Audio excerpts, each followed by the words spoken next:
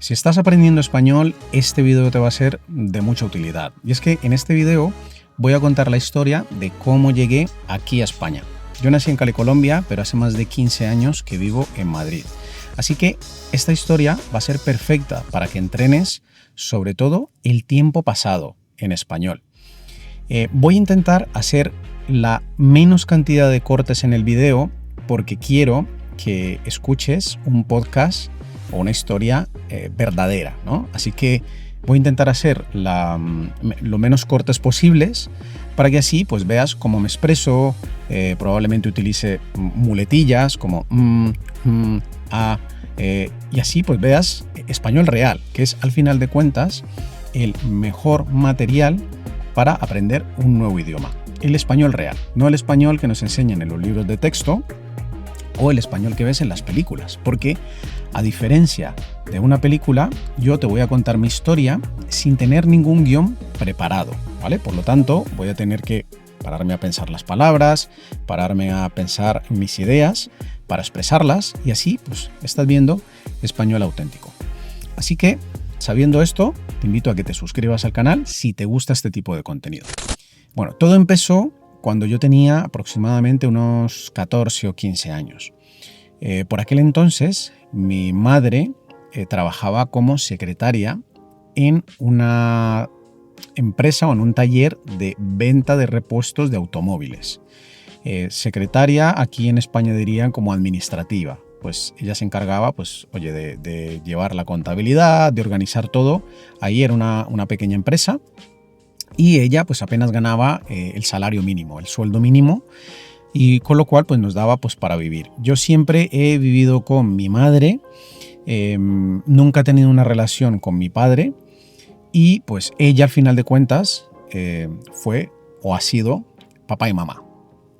Así que recuerdo una noche, mi madre me llamó junto a la cama, nos sentamos y me dijo: hijo, tengo que decirte que me voy a ir, que te voy a dejar solo aquí en Colombia porque me voy a ir para España. La verdad que con lo que yo gano, pues creo que no te puedo dar un futuro como me gustaría, ¿no? Entonces, la verdad que todo fue muy rápido. Yo organizo el viaje, fue en menos de un mes y en menos de un mes, pues mi madre había viajado para España. Ella llegó a Barcelona porque ahí hay un familiar en común, así que ella llegó a Barcelona, el familiar le recibió, estuvo unos días ahí hasta que encontró trabajo. Empezó trabajando cuidando personas mayores y haciendo pues tareas del hogar, ¿no? Limpiando y cosas de estas. Tuvo trabajos buenos, tuvo jefes buenos y tuvo jefes no tan buenos. Recuerdo que ella me contó que había una señora que no estaba muy bien de la cabeza, ella la cuidaba y al final pues no le dejaba comer, ¿no? Entonces ella tenía que levantarse por la noche a escondidas, abrir la nevera y a comer lo que encontraba, porque la señora no le dejaba. Al final duró poco en ese trabajo y tuvo otros trabajos hasta que encontró un trabajo también cuidando a una señora mayor, pero esta vez era en Madrid. Así que ya hoy viajó de Barcelona a Madrid y ahí pues empezó a cuidar una señora. Mientras tanto, yo estuve un tiempo en Colombia, pero mi madre, con el miedo de que me metiera en malos pasos, de que me metiera por caminos no muy buenos, con ese miedo, era muy joven, yo salía de fiesta, digamos que todas mis amistades no eran muy buenas, ¿no? Algunas sí, algunas no. Entonces con ese miedo ella me mandó para Panamá, donde tengo 2 tías que viven ahí y viví 3 años en Panamá, pero esa es otra historia. Mientras tanto, mi madre seguía trabajando aquí en España. En este trabajo que consiguió en Madrid, ella vivía en la casa de la señora, cuidaba a la señora, por lo tanto, no tenía gastos de alquiler, no tenía gastos de comida, pues porque ahí vivía y ahí comía. Solo salía los fines de semana, pues para hacer lo que ella quisiera entre el sábado y el domingo.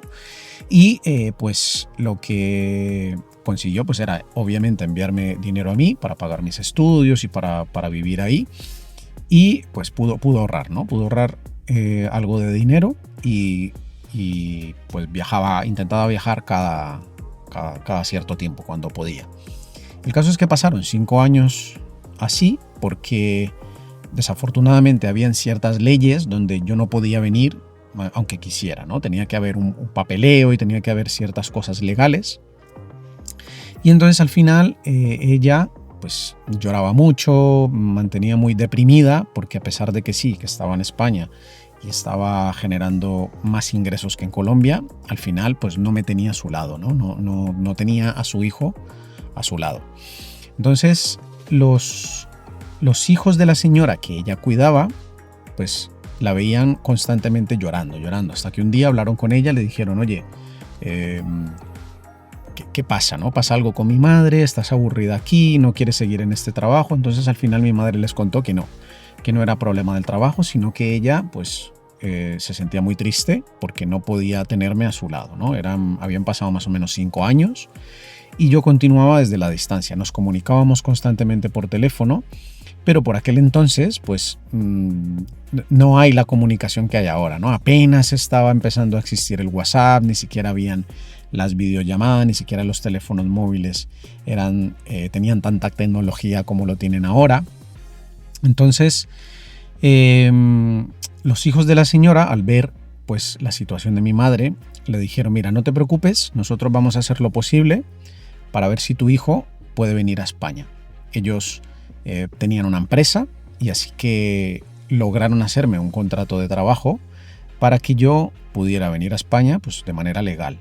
Y eso fue. Pasado ese tiempo, al final yo pude viajar aquí a España y una vez llegué aquí pues empecé a buscar trabajo, pero el problema era que en aquel tiempo yo solo podía trabajar en 2 profesiones, que era lo que ponía mi contrato de trabajo. Una era como vendedor de bienes raíces, o sea, como comercial inmobiliario, como vendedor de pisos, como vendedor de apartamentos, como le quieras llamar.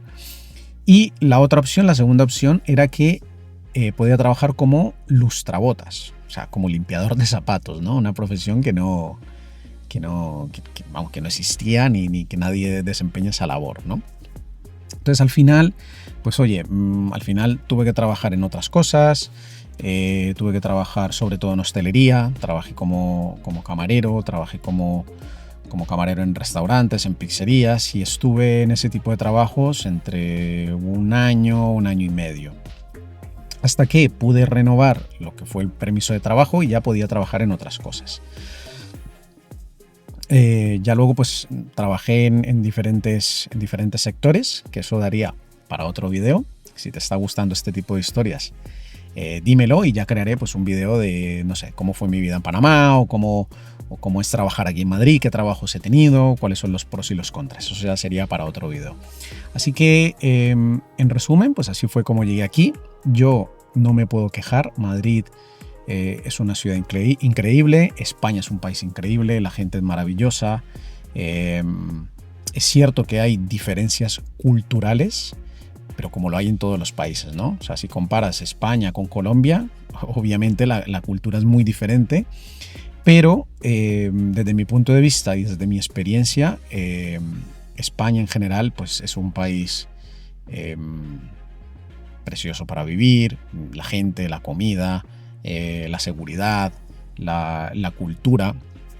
Así que así fue como yo llegué aquí a España. Ahora, todo lo que te he contado, ¿cómo lo puedes aplicar tú en tu aprendizaje del español? Bueno, pues como te has dado cuenta, en mis vídeos siempre pongo subtítulos y la idea es que intentes volver a ver este vídeo prestando mucha atención a los subtítulos, prestando mucha atención a cómo uno las palabras, a mi entonación, cuando subo, cuando bajo, y intentando también observar lo que son mi boca, mis labios, ¿no? Cómo